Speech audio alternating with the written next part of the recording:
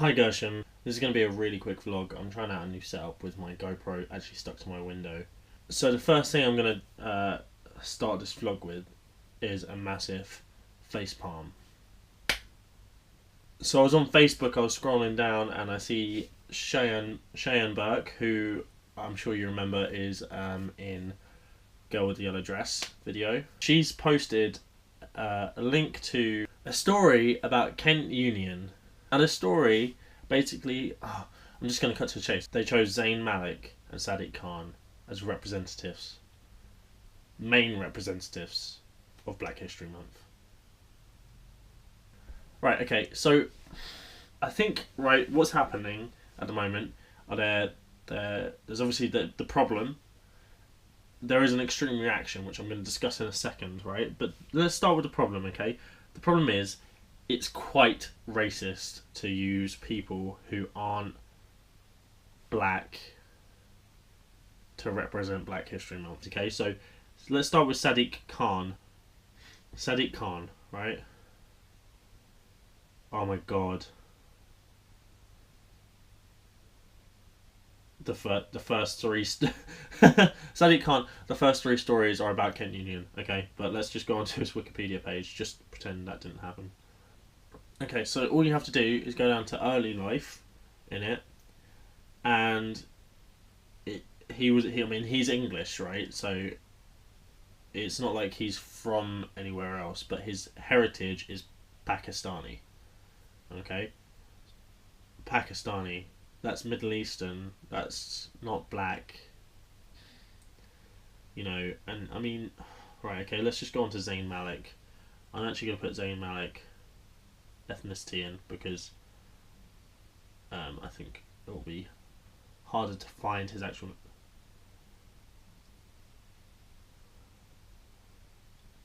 Okay, so I went on to Zayn Malik ethnicity, also Pakistani. Alright.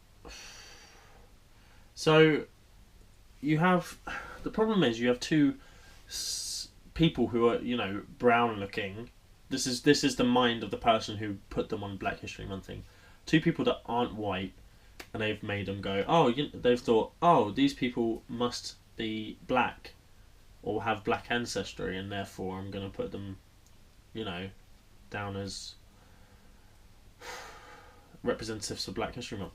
So that's a big problem because, you know, you have people from India who are really, you know, quite dark skinned. You have people, or like this, you know, Middle East. You have people from, like, some of the Aborigines in Australia have quite dark skin as well. I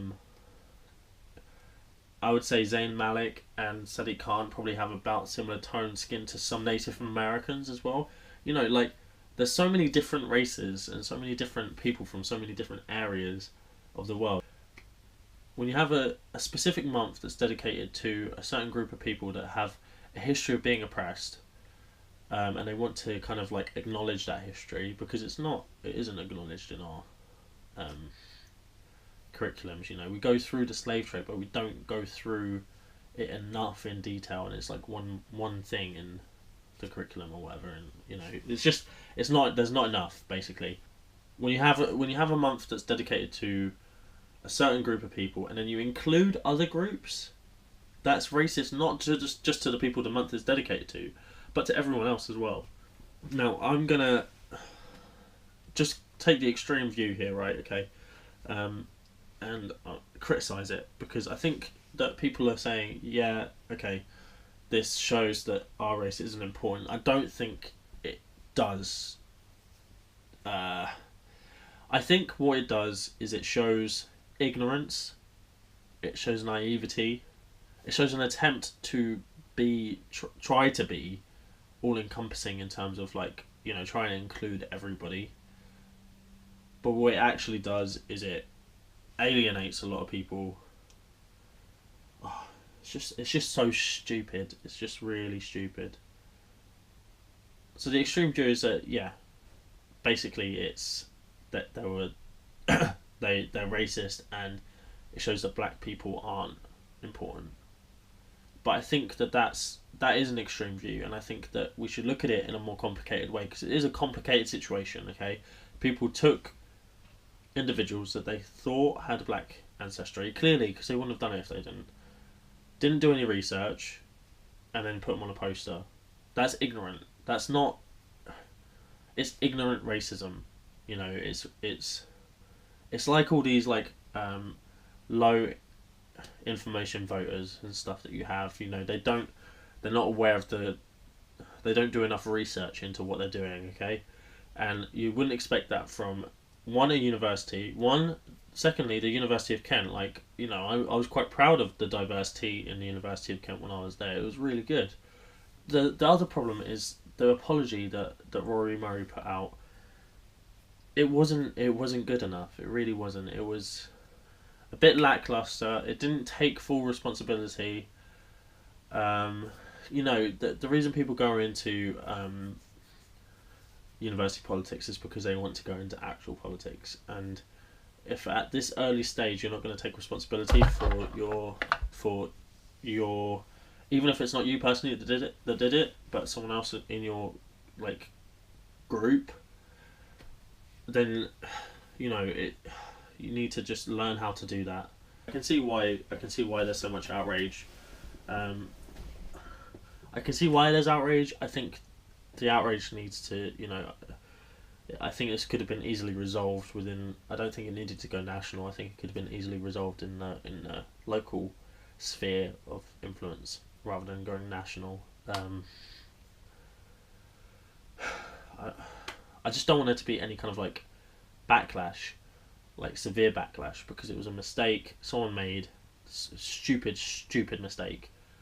People are idiots, and they need to be held responsible for it. But I think that that can sometimes get out of hand. You know, they have withdrawn it. They have attempted an apology. So the only other thing I can think of is that the person, whoever was responsible for choosing that, or the team, get disciplined in some way. You know, like whether they get removed from their position or something like that. That's as far as I would be willing to take it. I wouldn't even be willing to take it that far. You know, I'd probably go as far as saying like, okay, who is directly responsible? I want them to just apologise for their ignorance.